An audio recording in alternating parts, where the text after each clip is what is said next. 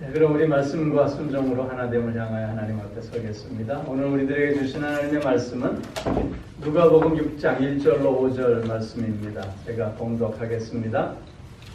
안식일에 예수께서 밀밭 사이로 지나가실새 제자들이 이삭을 잘라 손으로 비비어 먹으니 어떤 바리새인들이 말하되 어찌하여 안식일에 하지 못할 일을 하느냐. 예수께서 대답하여 이르시되 다윗이 자기 및 자기와 함께한 자들이 시장할 때 한 일을 잃지 못하였느냐. 그가 하나님의 전에 들어가서 다만 제사장 외에는 먹어서는 안 되는 진설병을 먹고 함께한 자들에게도 주지 아니하였느냐. 또 이르시되 인자는 안식일의 주인이니라 하시더라. 아멘. 오늘 이 말씀을 의지해서 매일을 새롭게 사는 삶이라는 제목으로 말씀을 드립니다. 우리가 오늘을 그리스도인으로 산다고 하는 것은 매일 새로움으로 산다고 하는 뜻입니다. 여러분 고린도후서 5장 17절 말씀을 잘 아시지요? 그런즉 그리스도 예수 안에 있으면 새로운 피조물이라. 이전 것은 지나갔으니 보라 새 것이 되었다. 우리가 이런 새로움으로 산다고 하는 것은 그냥 한 번 새로워짐으로 그렇게 되는 것이 아니라 매일매일 새로워져야 한다고 하는 뜻입니다. 그래서 사도 바울은 나는 매일 십자가에서 죽고 매일 그리스도와 함께 부활한다고 고백하고 있는 것입니다. 매일을 새롭게 산다고 하는 것은 그 삶에 활력이 있음을 의미합니다. 그 삶에 기쁨이 있음을 의미하는 것이죠. 여러분들의 삶이 어떻습니까? 정말 활력이 있고 기쁨이 있으십니까?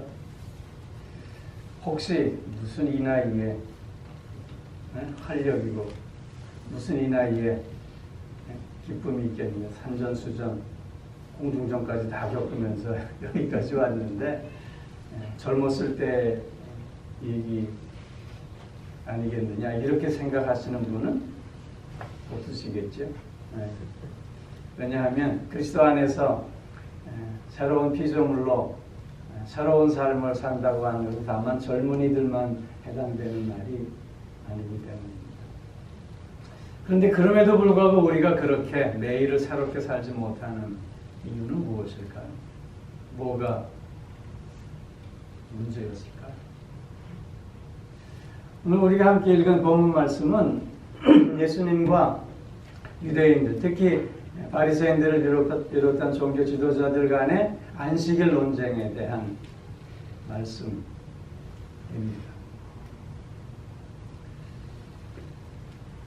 예수님께서 팔레스틴에 우리가 똑같은 육신의 몸을 입고 오셔서 그들과 함께 삶을 사셨습니다. 그들은 예수님께 직접 배우고 예수님께 듣고 또 예수님을 봄으로 말미암아 정말 새로운 삶을 살 수 있는 최적의 조건을 갖고 있었음에도 불구하고 저들은 새로움으로 한 걸음도 나아가지 못한 안타까움을 우리는 확인할 수 있습니다. 왜 당시 유대인들, 왜 당시 바리새인들을 비롯한 종교 지도자들은 그렇게 새로움으로 나아가지 못했을까요? 저들의 문제는 과연 무엇이었을까요? 우리는 오늘 함께 읽은 본문 말씀을 통해서 그 문제들을 짚어보면 우리가 오늘 더욱더 새로움으로 나아가는 삶을 추구하는 그런 도전을 받으려고 합니다. 첫 번째 저들이 새로움으로 나아가지 못했던 이유는 동감하려 하지 않았기 때문입니다. 오늘 본문에서 보면 예수님과 제자들이 밀밭 사이를 지나가다가 손으로 그 밀밭을 이렇게 훑어 비벼서 먹었습니다. 마태복음은 예수님의 제자들이 이런 행동을 한 이유를 시장했기 때문이다. 그렇게 설명해주고 있습니다. 이 모습을 본 바리새인들이 지금 안식일을 범했다고 비판하고 정죄하고 있는 것입니다. 저들의 비판은 이런 것이죠. 왜 남의 것을 거저 먹으려고 하느냐, 그런 게 아니었습니다. 왜냐하면 유대인들은 그 사회적 약자, 즉 나그네들이라든가 가난한 자들을 위해서 늘 배려하는 율법을 갖고 있었습니다. 그래서 배고픈 자들이 지나가다가 과일나무를 보고 그 과일을 손으로 따먹는 것은 허용이 됐습니다. 단지 그릇에 담아갈 수가 없었던 것이죠. 지나가다가 밀이삭을 훑어 먹는 것은 허용이 됐던 일이었습니다. 농기구를 이용해서 그 이삭들을 베지 않고 그저 손을 사용하는 것은 율법에서도 허용이 되는 일이었습니다. 그런데 오늘 문제를 제기하고 있는 바리새인들은 왜 그 일을 안식일에 했느냐 그 말입니다. 손으로 이삭을 훑은 것은 추수하는 일이요, 그것을 비빈 것은 탈곡하는 일로서 안식일에는 절대 해서는 안 되는 일이었다고 지금 지적하고 있는 것입니다.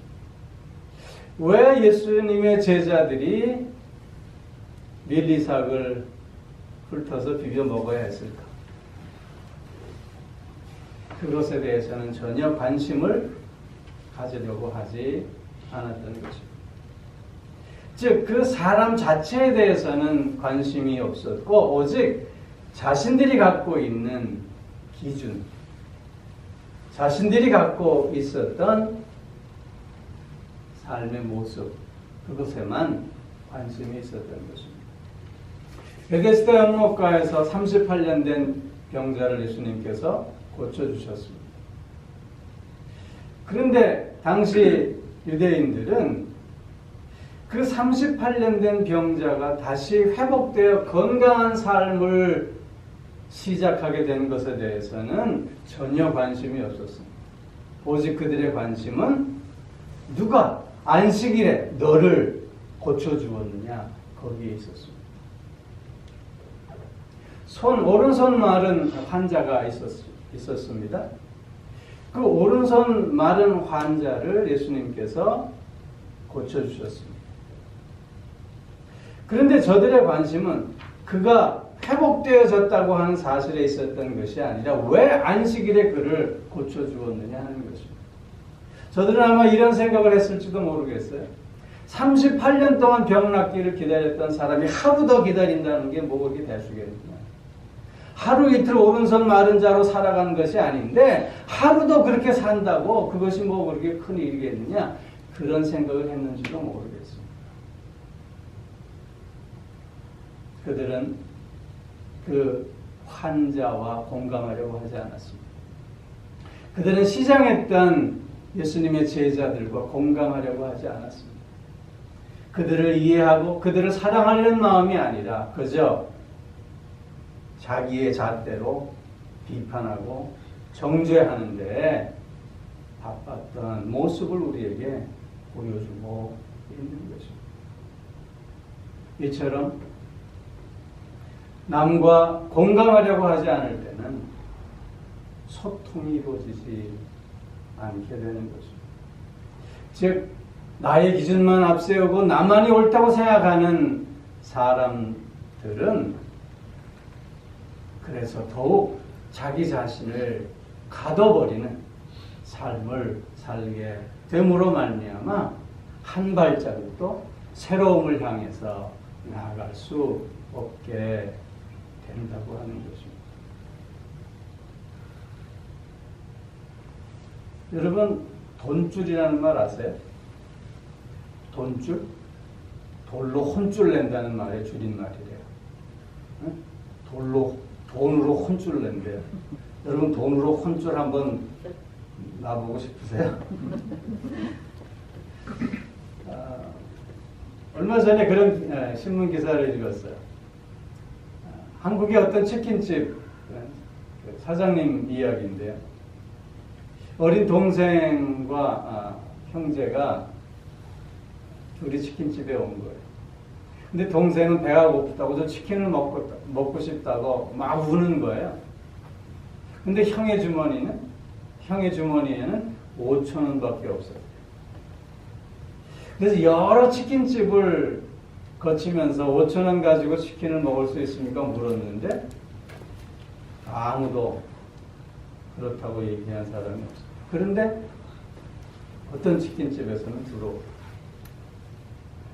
그리고 그 형제에게 맛있는 치킨을 많이 주고는 돈 걱정하지 마, 돈 내지 말고 그냥 하라고 그랬다는 거예요. 이 형제가 나중에 이 치킨집 사장님에게 편지를 썼어요. 너무나 감사하다. 사장님처럼 그렇게 남을 도우는 삶을 살겠다. 이 사장님이 그 편지에 감동해서 그걸 SNS에 올려서 사람들에게 화제가 되었던 거예요. 그래서 사람들이 저 집에 돈줄을 내자. 그래가지고 전화로 주문을 막 하는, 코로나 위기 때문에 다 폐업해가는 그런 마당이었는데 사람들이 다 그 집에 치킨을 오다해서 너무 주문이 밀려가지고 잠시 문을 닫았대요. 그 정도로 돈줄이 났어요. 어린 형제, 그 형제들에 대한 이해와 사랑의 공감이 오히려 그 사장의 삶을 확장시켜줍니다. 오히려 그 삶에 새로운 기쁨과 새로운 활력이 더해지고 있음을 우리는 확인하게 되는 것입니다. 다른 사람과 공감하고자 할 때 우리의 삶은 그만큼 넓어져 가는 거죠. 그렇게 우리의 삶이 확장되어짐으로 말미암아 우리는 또한 새로움을 향해 나아갈 수 있게 되는 것이죠.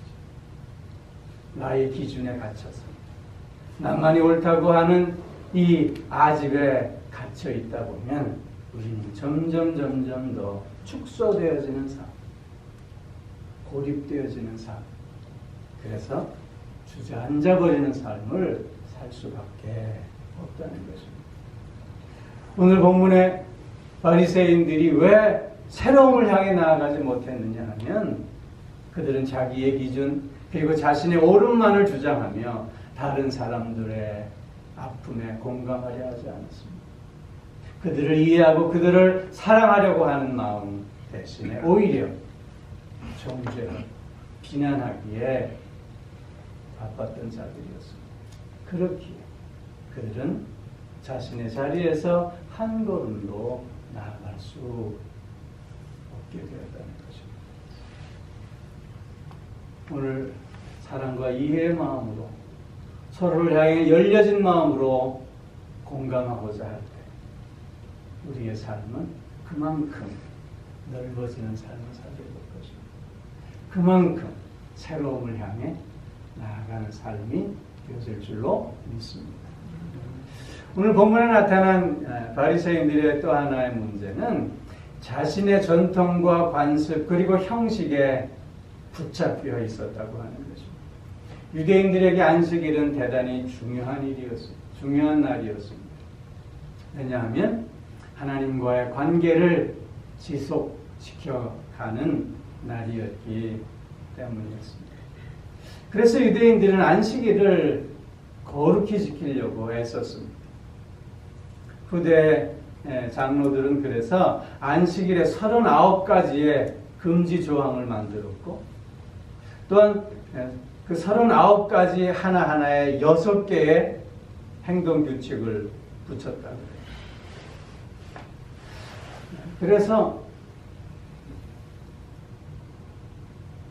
안식일을 하나님의 말씀에 맞게 거룩하게 지키기 위해 이런 모든 것들을 시작했지만 그러나 시간이 지나면서 이것이 변질되어져 버리므로 오히려 형식만 남고 말았다는 것이죠. 여러분, 안식일의 의미가 무엇입니까? 하나님께서 안식일을 허락하신 이유는 그 첫째는 하나님의 창조 사역을 기억하며 감사하는 날로 주신 것입니다. 두 번째로는 하나님께서 이스라엘 백성들을 출애굽하게 하신 구원 사역을 기억하고 감사하라고 주신 날입니다. 그리고 또 하나의 의미는 참된 쉼을 누리라고 허락해 주신 것입니다. 그런데 그릇된 전통과 관습과 형식만에 붙잡혀 있는 저 유대인들은 하나님의 창조 사역과 하나님의 구속 사역에 그 감사는 다 빠지고 오히려 장로들의 유전만 남게 되었고, 그래서 형식을 추구함으로 말미암아 오히려 사람들에게 멍해가 되는 날로 만들어 버렸던 것입니다. 복음서를 읽다 보면 예수님은 의도적으로 유대인들과 안식일 논쟁을 벌이시는 듯한 모습을 보게 됩니다. 예수님은 왜 안식일 논쟁들을 이렇게 여러 차례 벌이고 계시는 걸까요? 사실 예수님께서 십자가에 매달리신 이유는 안식일을 범했다고 하는 죄목이었습니다. 그리고 하나님께 불경했다고 하는 죄목이었던 것입니다. 예수님은 그럼에도 불구하고 이스라엘 백성들과 계속해서 안식일 논쟁을 이어가셨습니다. 그 이유는 이런 논쟁을 통해서 그들의 낡은 전통과 관습, 형식을 내려놓고 새로움을 향해 나아가는 계기를 마련해 주고자 하심이었던 것입니다. 그런데 저들은 자신이 지켜왔던 그 전통, 관습, 자신이 붙잡아왔던 그 형식을 내려놓지 않고 오히려 새로운 그 자이신 예수 그리스도를 십자가에 못 박고 말았던 것입니다. 껍질을 벗지 않는, 허물을 벗지 않는 뱀은 죽는 뱀입니다. 뱀은 그 일정한 시간 안에 그 허물을 한 복을 벗겨내야지, 그렇지 않으면 살 수가 없대요. 만약 약 먹은 쥐를 삼킨다거나 혹은 뭐 칼 같은 것들로 인해서 깊은 상처가 나면 그 허물이 벗겨지지 않는데, 그렇게 허물이 벗겨지지 않으면 자기 허물에 갇혀서 결국 죽고 만다는 거예요. 우리도 마찬가지입니다. 우리가 벗어야 할 허물은 어떤 허물일까? 바로 마음의 허물입니다. 우리가 갖고 있는 낡은 전통, 관습, 그리고 그 형식들을 벗어 던질 수 있어야 한다는 것입니다. 여러분, 모세가 출애굽 사역을 시작하기 전에 불붙는 떨기나무 앞에 섰습니다. 그리고는 모세는 자신의 신발을 벗어야만 했습니다. 그 이유는 자기의 권위라든가 자기의 명예라든가 자기의 지식이라든가 자기의 전통과 관습, 이 모든 것들을 벗어내지 않고서는 출애굽 사역이라고 하는 그 하나님의 새로움을 향해 나아갈 수 없었기 때문이었던 것이죠. 예수님께서도 말씀하셨어요. 너희가 나를 따르려거든 자기를 부인하고 자기 십자가를 지고 나를 따라야 한다 말씀하셨습니다. 자기를 부인하는 것, 그것이 우리에게 요구되어진다고 하는 거죠. 예수님께서 하루는 베드로에게 깊은 데에 가서 그물을 던지라 말씀하셨습니다. 베드로는 이 말씀을 듣고 내가 밤이 맞도록 수고하였지만 얻은 것이 없는데 말씀에 의지하여 내가 그물을 내리리이다. 그리고는 깊은 데에 가서 그물을 내렸더니 그물이 찢어질 정도로 고기가 많이 잡혔습니다. 여러분, 예수님은 목수의 아들이었습니다. 베드로는 갈릴리 바닷가에서 잔뼈가 굵은 사람입니다. 베드로는 누구보다도 어부로서 어떻게 하면 고기를 많이 잡을 수 있고 어디에 가면 고기를 잡을 수 있는지 잘 아는 사람이었습니다. 그런데 깊은 데에 가서 그물을 내리라는 주님의 말씀에 자신의 경험, 자신의 지식, 자신의 방법, 자신이 갖고 있었던 그 관습과 전통 다 내려놓고 그물을 던졌다는 것입니다. 그렇게 자신을 다 내려놓고 주님의 말씀에 순종하여 그물을 던짐으로 말미암아 그는 새로운 삶을 시작할 수 있게 되었던 것 아닙니까? 내 마음의 허물, 내가 오늘 붙잡고 있는 이 전통, 관습, 이 형식, 이 모든 것들을 벗어내지 않는다면 우리는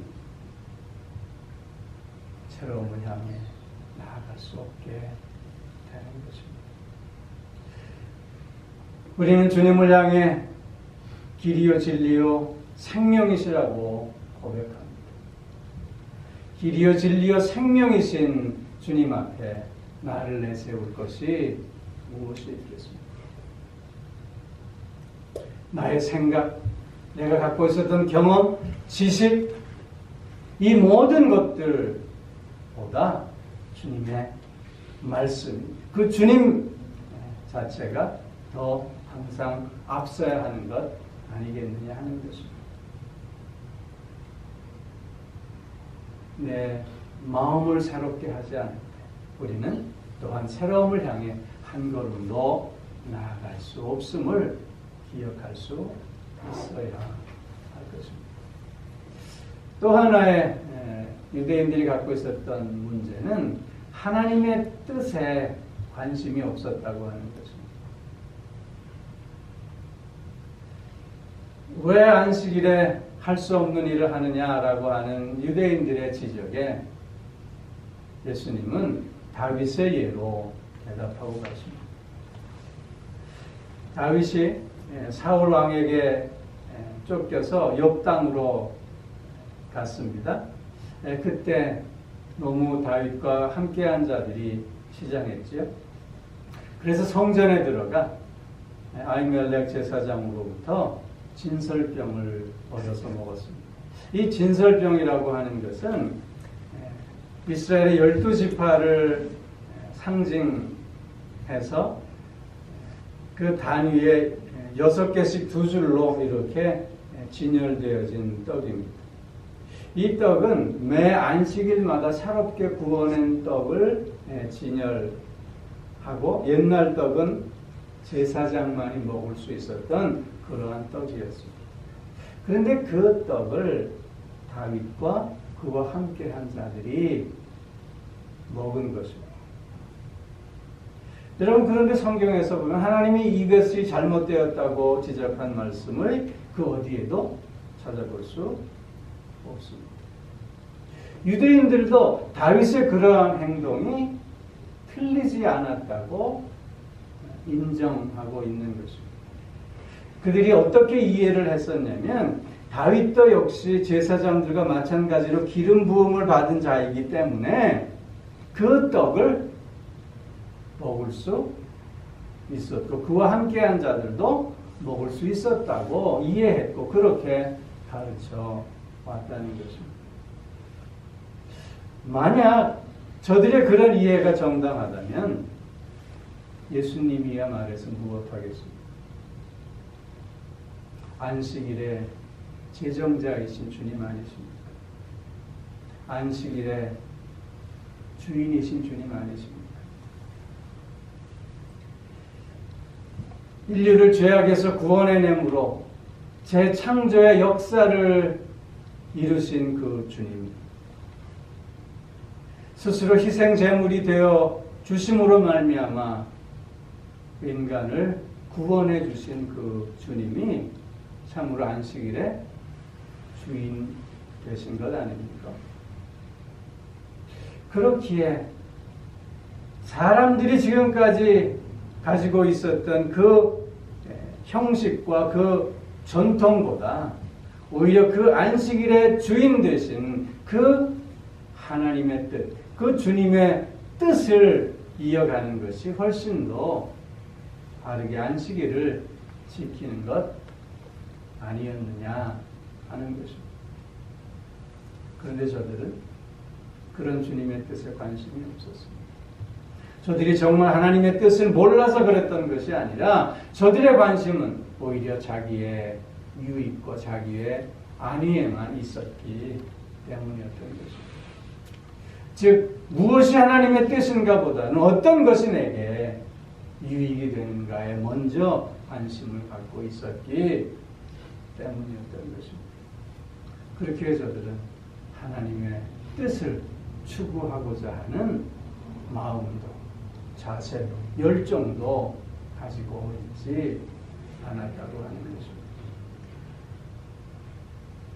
우리의 삶 속에 하나님의 뜻을 매일매일 이루어 간다고 하는 것은 내 삶을 살아가고 있는 것이 아니라 바로 하나님의 삶을 살아간다고 하는 의미입니다. 내가 하나님의 삶을 산다고 할 때 그 삶은 무한히 확장되어질 수 있는 삶이요, 날마다 새로워질 수밖에 없는 삶이 아니겠습니까?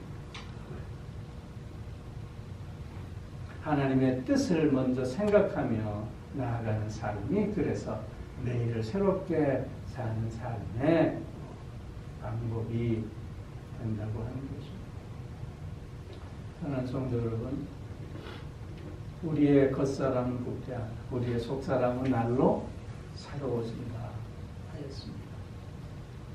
우리는 예수 그리스도 안에서 날마다 새로워져 가고 있는 사람입니다. 우리는 예수 그리스도와 함께 날마다 매일을 새롭게 사는 사람들이 되어야 하는 것입니다. 다른 사람에 대한 사랑과 이해로 공감하는 삶을 사는 우리가 되어줄 수 있기를 바랍니다.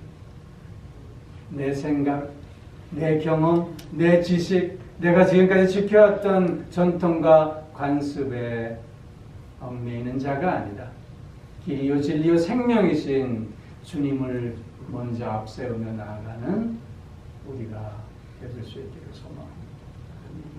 나의 삶이 아니라 하나님의 뜻을 실현하는 자, 하나님의 삶을 사는 자로서 그 삶이 무한히 확장되고 또한 날마다 새로워지는 우리의 삶이 되어줄 수 있기를 소망합니다. 코로나 바이러스로 인해서 어렵고 암울한 시기를 우리가 보내고 있습니다. 그러나 그럼에도 불구하고 우리는 그리스도 안에서 날마다 새롭게 사는 자 되어져야 할 줄로 믿습니다. 오늘 내가 그리스도와 함께한다. 오늘 내가 그리스도와 참된 교제의 삶을 살고 있다.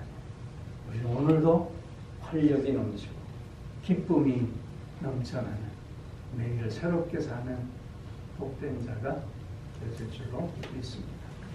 기도하겠습니다. 잠시 같이 드리겠습니다. 오히려 나의 옳음만을 주장하고 또한 내가 갖고 있는 가치만을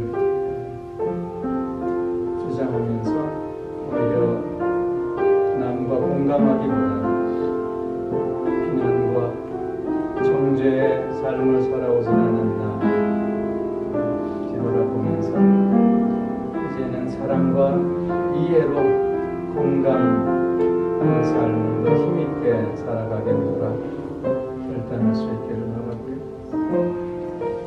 길이요 진리요 생명이신 주님께 나의 모든 것을 내려놓고 날마다 새 마음으로 주님과 동행하는 우리들 될 수 있게 해달라고 기도하고요. 또한 하나님의 선한 뜻을 늘 추구하며 그 뜻을 이루어가기에 최선을 다하는 가운데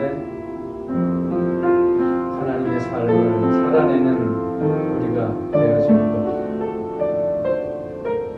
매일 새롭게 사는 복된 삶을 될 수 있게 해달라고 잠깐 결단하겠습니다.